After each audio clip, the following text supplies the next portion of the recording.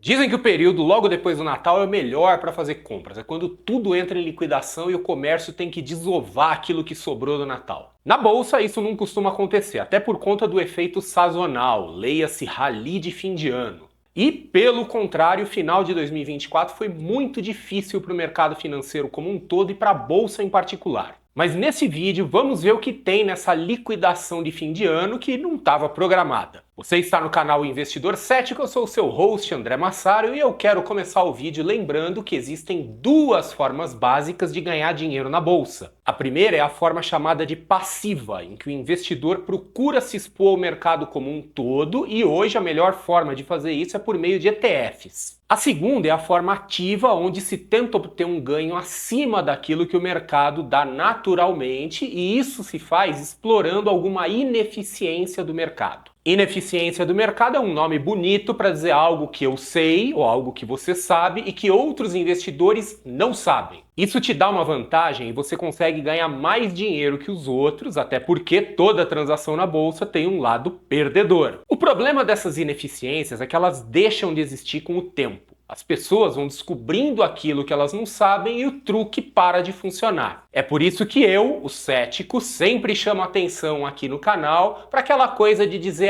mas o fulaninho ganhou uma fortuna não sei quantas décadas. Tudo bem, de fato ganhou, não é uma mentira. Só que a pessoa fez isso explorando ineficiências que hoje não existem ou pelo menos não são mais tão ineficientes assim. Se esse cara super milionário começasse agora do zero e fizesse a mesma coisa que ele fez lá atrás, dificilmente iria ter o mesmo resultado. Os métodos e as estratégias precisam ser sempre validados e testados e a gente não pode ter uma postura dogmática de acreditar em algo só porque alguém falou, porque deu certo com alguém no passado. E falando em coisas que funcionavam no passado, tem um cara que muitos investidores conhecem, que é o Benjamin Graham. Super famoso, respeitado, foi professor e mentor do Warren Buffett e autor do famosíssimo livro O Investidor Inteligente, que apesar de eu achar um livro muito chato, é um livro que tem grande mérito, pois ajudou a popularizar o investimento em ações e o livro propunha um método de base quantitativa, o que faz do Benjamin Graham um dos primeiros quants. Mas no outro livro dele, não tão popular, chamado Security Analysis, ele propõe um conceito chamado de net-net. Uma empresa net-net seria uma empresa de liquidez excepcional, daí o nome, e ressaltando, empresa de liquidez excepcional, não necessariamente ação de liquidez excepcional. E que por conta dessa grande liquidez representaria uma oportunidade única de compra de algo muito barato. Sempre lembrando que muito barato em ações é barato em relação ao valor e não o preço absoluto da ação. O Benjamin Graham, então, criou uma métrica para representar a ação net-net, que é a seguinte: calcula-se a diferença entre o ativo circulante e o passivo total, circulante e não circulante, e se obtém aquilo que, em inglês, é chamado de Net Current Asset Value, ou NCAV. Na maioria das empresas, esse valor vai ser negativo, pois elas têm um passivo total maior que o ativo circulante. Ter ativo circulante maior que o passivo total é exatamente o que faz essas empresas serem incomuns e uma potencial oportunidade de valor. Aí, assumindo que o NCAV deu positivo, se divide esse valor pela quantidade de ações da empresa e se compara com o valor de mercado da ação. Se esse NCAV por ação for maior que o valor de mercado da ação, aí temos uma net-net. Uma empresa de alto valor e alta liquidez. Novamente, para que não fique nenhuma dúvida, empresa de alta liquidez, não necessariamente ação de alta liquidez. Só que hoje as net-net são raras. Quando Benjamin Graham publicou o livro dele lá na década de 30 e depois do famoso crash da Bolsa de Nova York, era relativamente comum ter empresas net-net. Só que,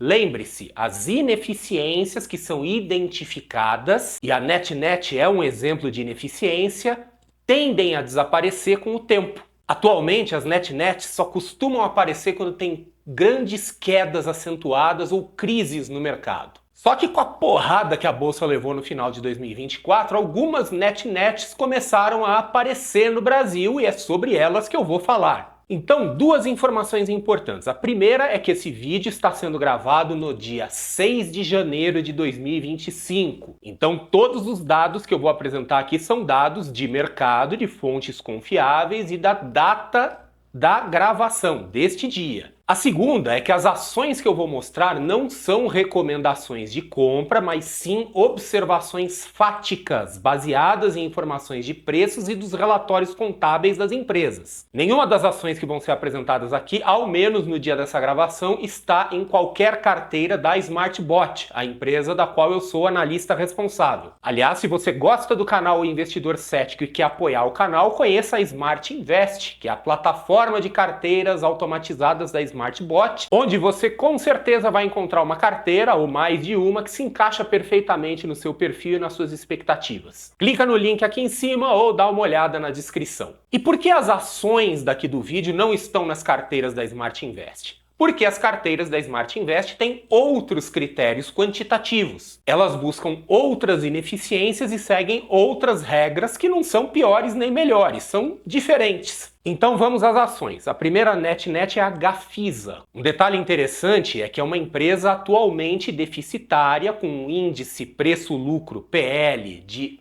menos 1,2. Então veja que esse critério de NetNet não olha lucro, ele olha ativos e passivos. A Gafisa é uma boa ação? Bem, o investidor cético em pessoa, parto do princípio de que nenhuma ação é boa e que a gente sempre deve se expor ao risco de forma controlada e limitada. Mas o que eu posso dizer é que, pelo critério NetNet, ela se qualifica. A próxima é a Melnick, outra empresa do setor de construção, com um NCAV por ação de 4,4 e um preço de R$ 3,56. Fora isso, a empresa tem um ROI, retorno sobre o patrimônio líquido, de 11, não é brilhante, mas é um bom número, e um índice preço-lucro de 8,6.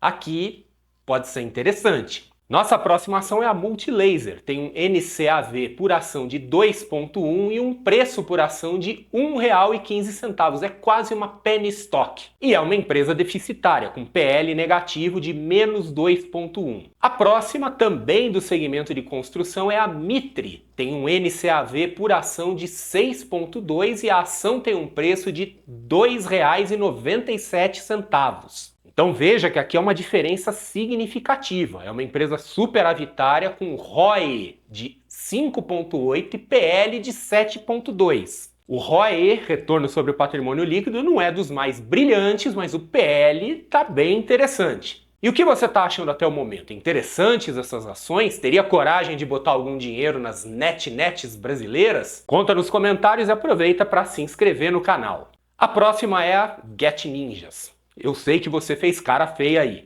Mas quando a gente trabalha com modelos de base quantitativa, e o NetNet é um modelo quantitativo, é importante a gente tentar deixar de lado as nossas preferências, nossos vieses e nossas opiniões e focar nos números. A Get Ninjas tem um NCAV por ação de 5,6 e uma ação cotada em R$ 4,92. É uma empresa hoje superavitária, com ROE de 4,5 e um PL de 18,8. Nada espetacular, mas é melhor ser superavitária que deficitária. A próxima é a Trisul, mais uma do segmento de construções. Um NCAV por ação de 4,5 e uma ação cotada em R$ 4,44. Um ROE de 10 e um PL de 5,6. Bacana, hein? E a última da nossa lista é a Westwing.